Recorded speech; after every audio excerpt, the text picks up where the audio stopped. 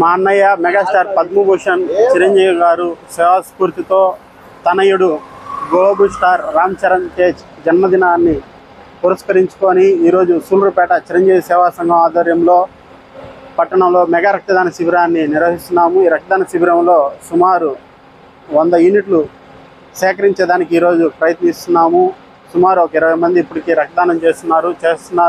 ఈ రక్తదాన శిబిరం గత 10 ఏళ్ళుగా సంవత్సరానికి 4 రక్తదాన శిబిరాలు నిర్వహిస్తున్నాము. ఈ రక్తదాన శిబిరానికి వచ్చి రక్తదానం చేస్తున్న మెగా అభిమానులకు, పట్టణ ప్రజలకు, జన సైనికులకు, వీర మహిళలకు, మహిళా దాతలకు ప్రతి ఒక్కరికి శిరస్సు వంచి పాదాభివందనం చేస్తున్నాము.